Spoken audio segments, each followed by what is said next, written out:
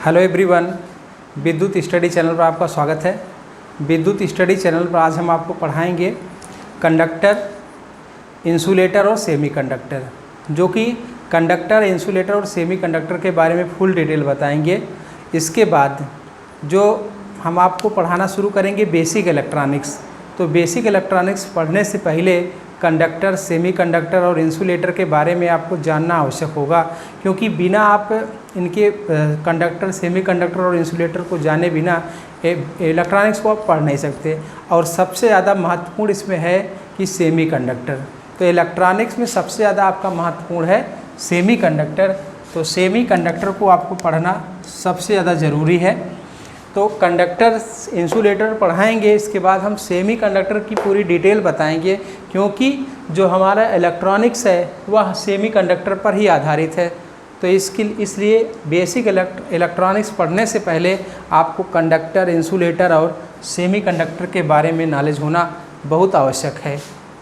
तो चलिए शुरू करते हैं और हम आपको single by single conductor, insulator और सेमीकंडक्टर के बारे में बताते हैं कि क्या होते हैं कंडक्टर, क्या होता है इंसुलेटर और क्या होता है सेमीकंडक्टर, इसकी क्या प्रॉपर्टी होती है, आखिर इसको क्यों कंडक्टर कहा जाता है, इसको क्यों सेमीकंडक्टर कहा जाता है या इसको क्यों इंसुलेटर कहा जाता है। इन सब के बारे में पूरी फुल डिटेल आपको बताएंगे। तो चलिए देखिए, फर्स्ट पहले तो आपका है कंडक्टर। पहला आपका है कंडक्टर। कंडक्टर इसको देखिए, थोड़ा सा इंग्लिश हिंदी में आप इसको एडजस्ट करिए, थोड़ा बहुत हम लिख दे रहे हैं। कंडक्टर को हिंदी में बोलेंगे चालक। कंडक्टर को हिंदी में बोलेंगे चालक। पहले तो आता है कि कंडक्टर आखिर है क्या चीज़, कंडक्टर क्या चीज़ है। तो देखिए, कंडक्टर सीधी सी भाषा में आपका वह पदार्थ जिसमें विद्युत धारा का प्रवाह अर्थात करंट का फ्लो, विद्युत धारा का प्रवाह आसानी से हो जाए। वह पदार्थ जिसमें विद्युत धारा का प्रवाह आसानी से हो जाए वह आपका कहलाएगा कंडक्टर। तो चाहे जो भी पदार्थ होगा, अगर उसमें हम विद्युत धारा का फ्लो उसमें हो रहा है तो वह आपका मटेरियल कंडक्टर कहलाएगा। एक डिफिनेशन तय हो गई। नेक्स्ट, दूसरा, वह पदार्थ जिसमें मुक्त इलेक्ट्रॉनों की संख्या फ्री, देखिए फ्री आपको लेके चलना है, फ्री इलेक्ट्रॉन, मुक्त इलेक्ट्रॉनों की संख्या, फ्री इलेक्ट्रॉनों की संख्या बहुत ज़्यादा होगी। वह पदार्थ जिसमें मुक्त इलेक्ट्रॉनों की संख्या बहुत ज़्यादा होगी क्या कहलाएगा, वह कहलाएगा आपका कंडक्टर। नेक्स्ट, इसके बाद एक आपकी तीसरी डिफिनेशन है कंडक्टर की। जिस एलिमेंट की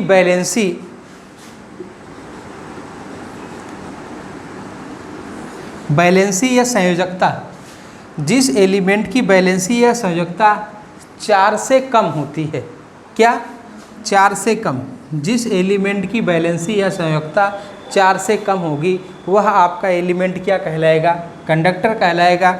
जैसे आपका कॉपर है तो कॉपर का जो बैलेंसी है इसकी संयोजकता 2 होती है। एल्युमिनियम है, इसकी बैलेंसी आपके 3। तो जिस भी एलिमेंट की बैलेंसी या संयोजकता 4 से कम होगी वह आपका क्या कहलाएगा, कंडक्टर।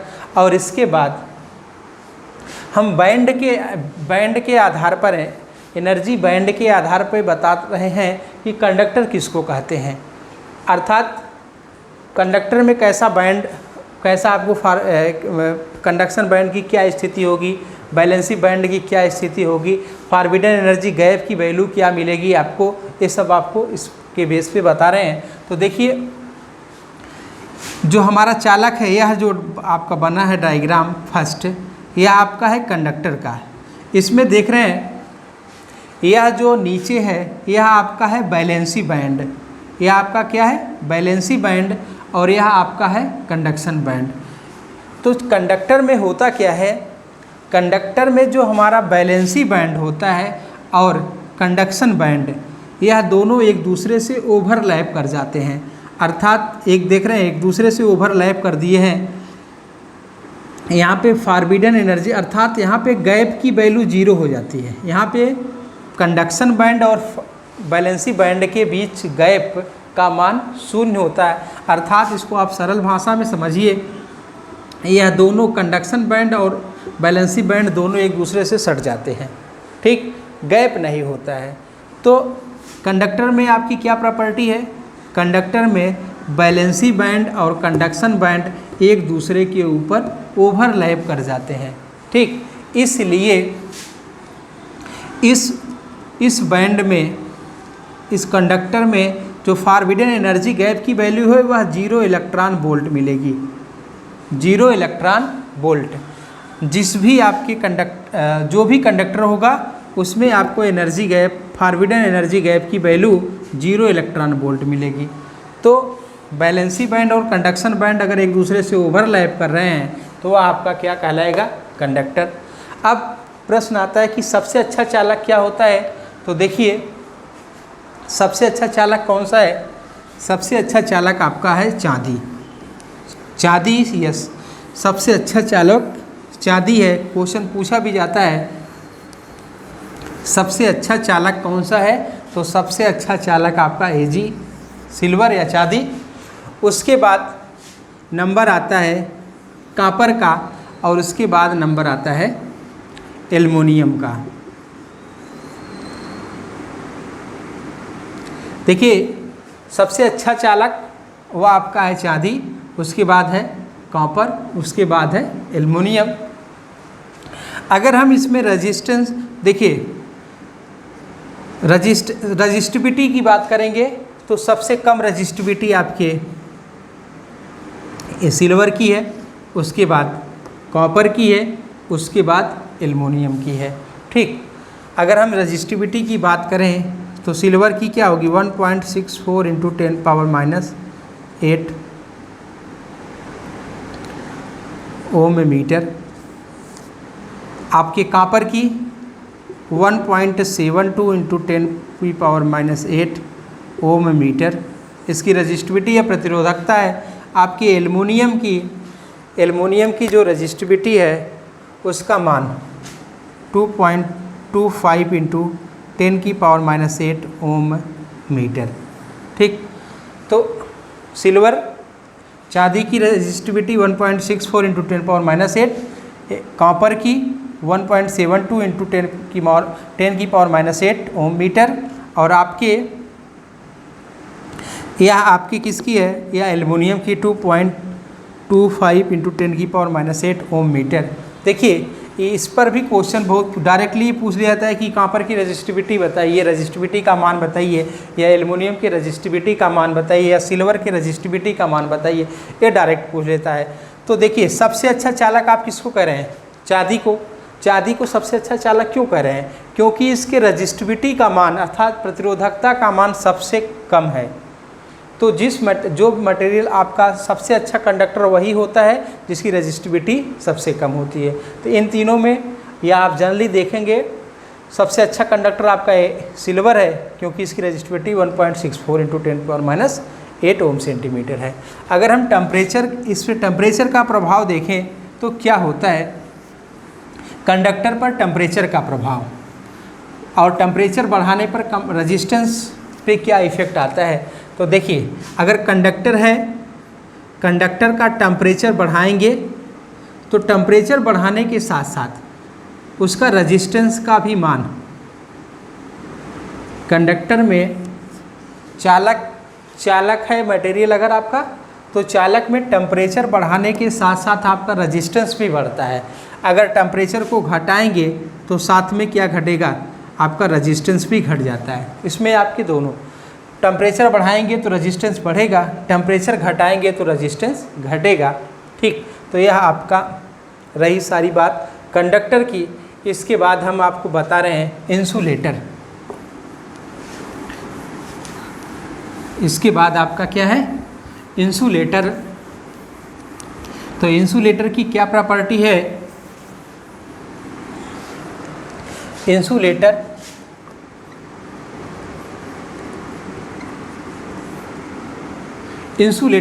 इसको विद्युत रोधक भी बोलते हैं।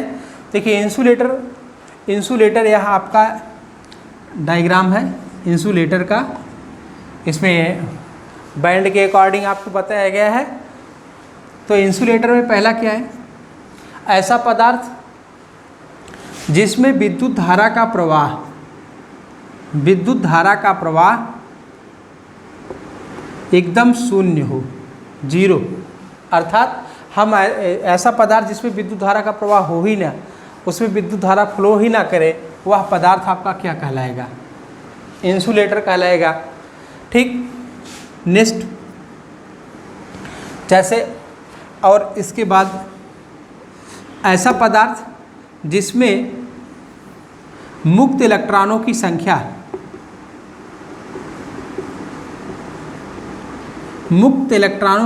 शून्य हो, ऐसा पदार्थ जिसमें मुक्त इलेक्ट्रॉनों की संख्या शून्य हो, वह आपका क्या कहलाएगा, इंसुलेटर कहलाएगा।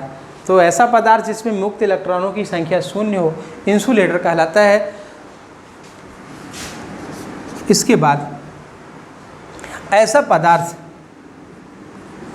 जिसकी वैलेंसी या संयोजकता, ऐसा पदार्थ जिसकी वैलेंसी या संयोजकता 4 से ज़्यादा होती है, वैलेंसी या संयोजकता 4 से ज़्यादा होती है, वह आपका क्या कहलाएगा, इंसुलेटर। ऐसा पदार्थ जिसकी वैलेंसी या संयोजकता 4 से ज़्यादा होती है, इंसुलेटर कहलाता है। और इसके बाद चौथा आपका है कि इंसुलेटर में अगर बैंड के अकॉर्डिंग बोलें तो इसमें फॉरबिडन एनर्जी गैप का मान, अर्थात कंडक्शन बैंड और बैलेंसी बैंड, कंडक्शन बैंड और बैलेंसी बैंड के बीच बहुत ज़्यादा डिस्टेंस होती है।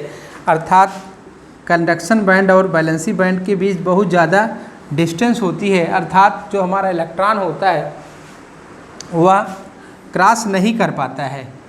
इतना ज़्यादा गैप दोनों के बीच होता है, कंडक्शन बैंड और बैलेंसी बैंड के बीच, कि हमारा इलेक्ट्रॉन क्रॉस नहीं कर पाता। बैलेंसी बैंड का इलेक्ट्रॉन कंडक्शन बैंड में नहीं जा पाता है, तो चालन ही नहीं हो पाएगा, तो क्रॉस नहीं कर पाता है, इसलिए इसको हम क्या बोलेंगे, इंसुलेटर। देखिए सबसे महत्वपूर्ण इसमें है क्या, डायरेक्टली पूछा जाता है। पहले तो उदाहरण आपको 2-4 बता दे रहे हैं। देखिए आपके माइका क्या है, आपका इंसुलेटर है। रबर, ग्लास, प्लास्टिक, ये सब आपके क्या हैं, इंसुलेटर है।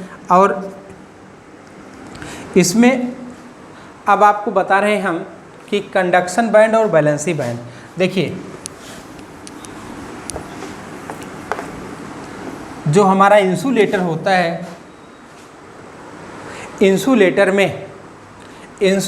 में पहली प्रॉपर्टी कि जो energy forbidden energy gap,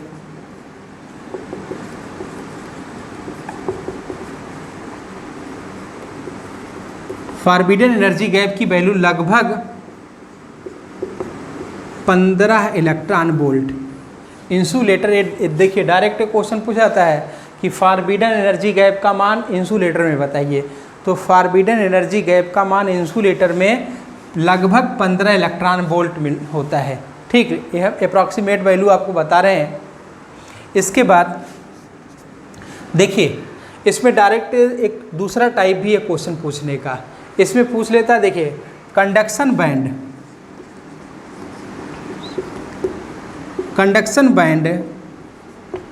band हमारा इम्पटी होता है, खाली इम्पटी मतलब खाली। कंडक्शन बैंड, इसको हिंदी में बोलते हैं चालन band. Conduction band totally empty होता है, किसमें? इंसुलेटर में। इंसुलेटर का जो कंडक्शन बैंड होता है वह पूरी तरीके से खाली होता है, उसमें आपका एक भी इलेक्ट्रॉन नहीं होता है। देखिए कंडक्शन बैंड में आपके इलेक्ट्रॉन होते हैं, वैलेंसी बैंड में आपके होल होंगे। ठीक, तो यहाँ पे क्या है कि कंडक्शन बैंड में, कंडक्शन बैंड पूरी तरीके से खाली होता है, और जो हमारा वैलेंसी बैंड है,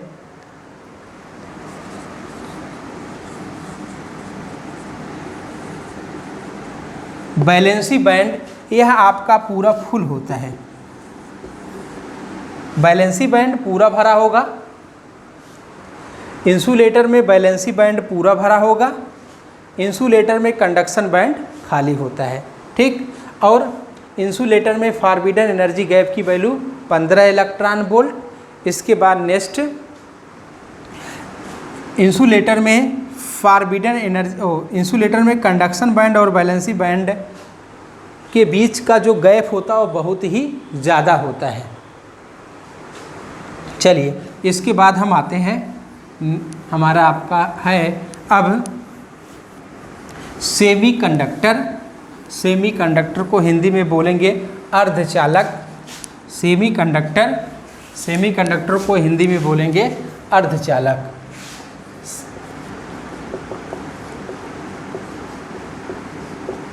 सेमी कंडक्टर इसको बोला जाता है हिंदी में अर्धचालक। देखिए अर्धचालक, हम किसको अर्धचालक कहेंगे? अभी आपका सेमी, सेमी का मतलब अर्ध और कंडक्टर का मतलब चालक, तो अर्धचालक अर्थात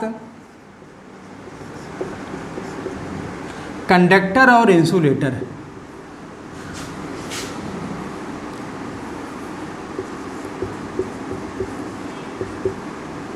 कंडक्टर और इंसुलेटर ऐसा पदार्थ जिसमें कंडक्टर और इंसुलेटर दोनों का गुण पाया जाए वह आपका कहलाएगा सेमी कंडक्टर। तो सेमी कंडक्टर क्या होता है? ऐसा पदार्थ जिसमें कंडक्टर का भी गुण पाया जाए और इंसुलेटर का भी गुण पाया जाए, तो वह आपका कहलाएगा सेमी कंडक्टर।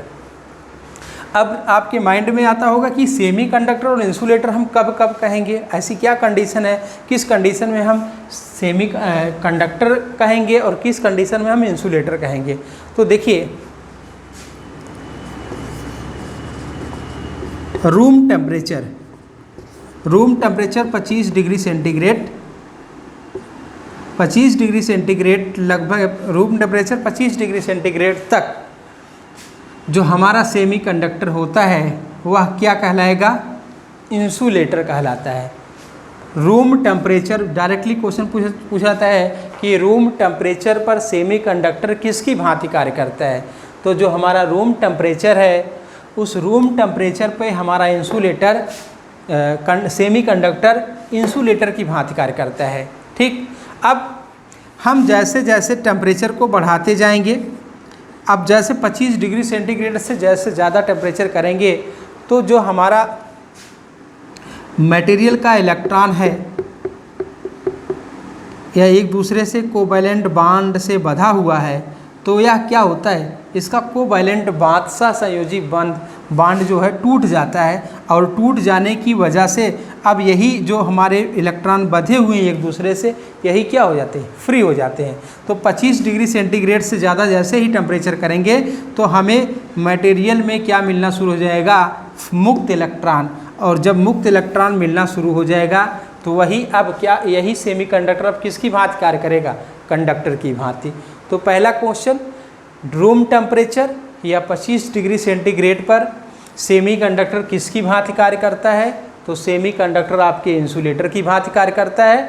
और 25 डिग्री सेंटीग्रेड के बाद हमारा सेमी कंडक्टर किसकी भांति कार्य करता है? तो वह कंडक्टर की भांति कार्य करता है। ठीक, अब इसमें क्या है कि टेम्परेचर का अगर हमारा प्रभाव आप देखेंगे तो दोनों पाया जाएगा। टेम्परेचर बढ़ाने पर रेजिस्टेंस बढ़ेगा भी और एक कंडीशन में घटेगा भी, दोनों कंडीशन इसमें मिलती है। जनरली होता क्या है, जो हमारा इंसुलेटर होता है, इंसुलेटर में टेम्परेचर बढ़ाने पर रेजिस्टेंस का मान कम हो जाता है।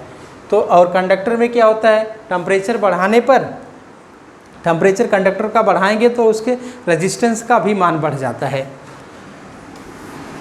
अच्छा, ऐसा और इसके बाद इसका जो टेम्परेचर प्रतिरोध ताप गुणांक है, सेमी कंडक्टर और इंसुलेटर का जो प्रतिरोध ताप गुणांक होता है वह क्या होता है? प्रतिरोध ताप गुणांक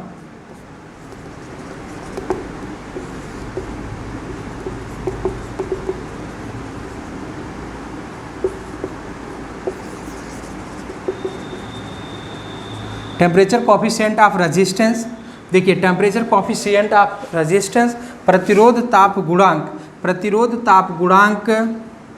semi conductor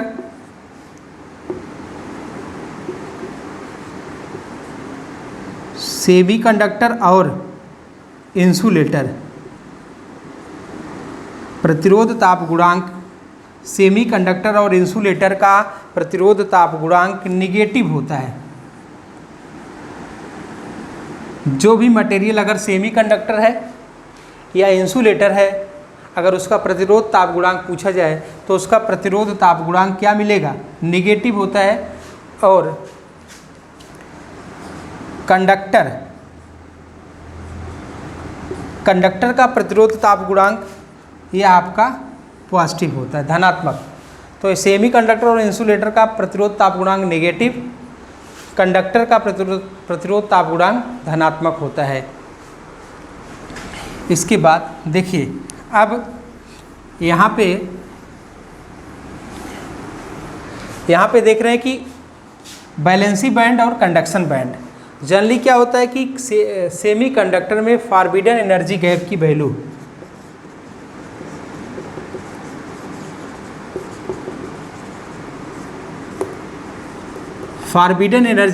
value approximate 1 electron volt.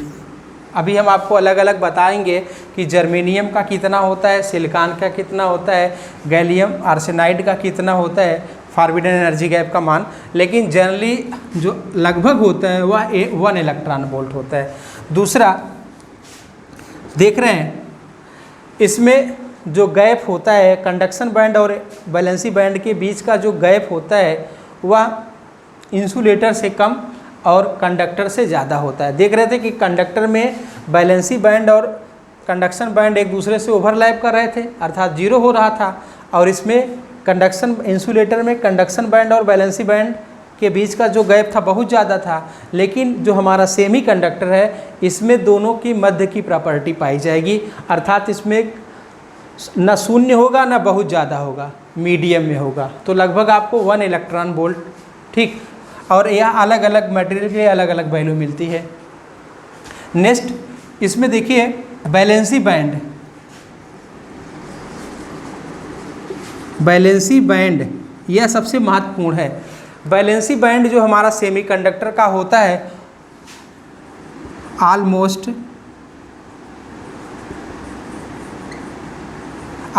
Fillet का मतलब अधिकांशतः भरा होता है। यह जो बैलेंसी बैंड है सेमीकंडक्टर का बैलेंसी बैंड अधिकांशतः भरा होता है। और इसके बाद कंडक्शन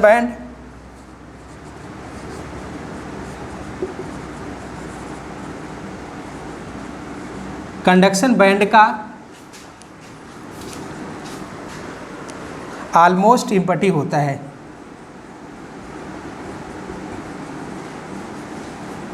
ऑलमोस्ट इम्पटी कंडक्शन